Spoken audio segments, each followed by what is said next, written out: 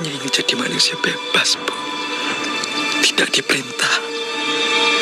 Dan tidak juga memerintah, Bu.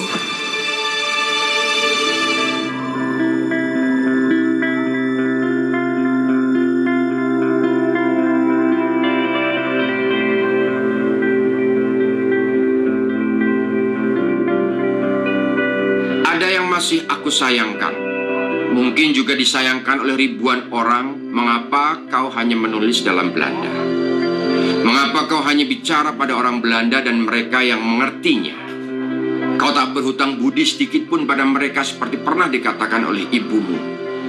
Apa yang kau harapkan dari mereka, maka kau selalu bicara pada mereka.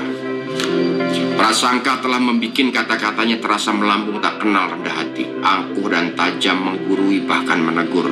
Kegeramanku meluap. Kurasakan dia dengan membuka jalan untuk menjerumuskanku. Dia menghendaki aku menulis dalam Melayu, biar dia sendiri bisa langsung baca. Sebaliknya, kemasyhuran dan prestasi serta prestisku hancur.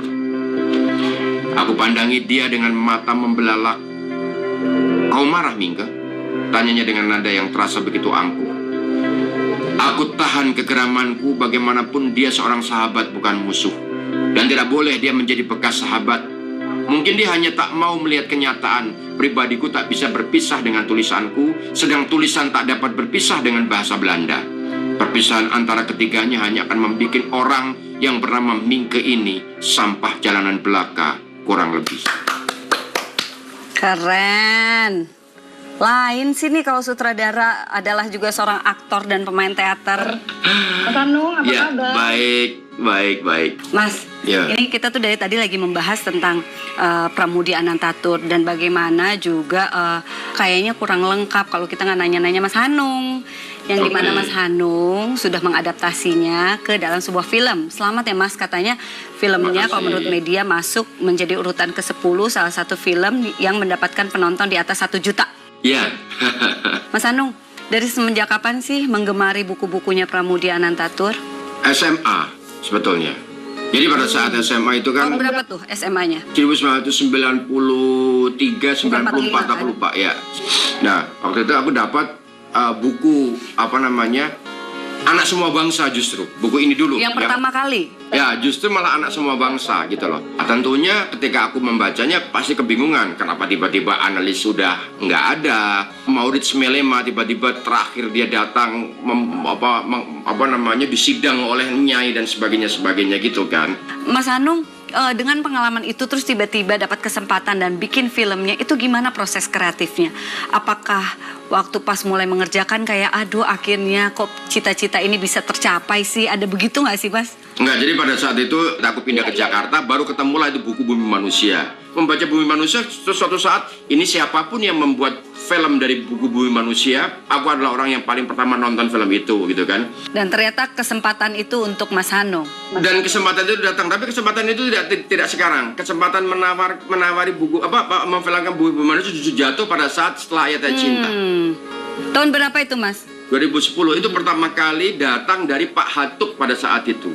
Pak Hatuk yang membeli right pertama kali dari buku Bumi Manusia. Saya kaget karena pada saat itu saya datang ke tempatnya Pak Pram. Tahun berapa ketemu Pak Pram? Kemungkinan 2001. Terus akhirnya mendatangi. Terus apa yang ditanyakan ketika ketemu? Pada waktu itu Pak Pram, saya anak mahasiswa, ya kan? Saya anak mahasiswa, saya anak mahasiswa IKJ. Saya kepingin memfilmkan khusus tentang Nyai Ontosoroh. Aku bilang begitu. Terus apa jawabannya? Ketawa dia. Oh, dia ketawa? Ketawa. Nggak segampang itu, Bung. Dia bilang gitu. Tidak segampang itu, Bung. Novel saya ditawar Oliver Stone. Di nominal itu 800 juta, itu saya tolak. Dia bilang? Dia bilang begitu. Dengan tegas? Bukan dengan ketawa-ketawa. Karena terus setelah itu dia minta maaf. Setelah itu dia minta maaf ya, Bung. Saya itu hidup dari novel, dari tulisan-tulisan saya. Jadi jangan kemudian Bung merasa saya itu sangat komersial, ya kan? Saya itu saya itu hidup dari buku. Jadi sebisa mungkin buku yang sesuatu yang dihasilkan dari buku saya itu juga bisa menghidupi saya. Masuk akal. Nah, pada saat terima tawaran film pertama kali dari Pak Hatuk, dan pada saat itu produsernya Deddy Miswar, ya kan, Deddy Miswar, itu langsung, wah, ini dia gitu kan. Terus kemudian ini yang membuat aku kaget. Pak Hatuk kok bisa dapat ini, gitu kan? Pak Hatuk membeli berapa, gitu kan? Terus jawabannya Pak Hatuk, ya pokoknya gue bilang, ya pokoknya saya bilang, apapun yang ditawarkan Pram, saya beli 2 kali lipat. Yang benar, Mas. Iya.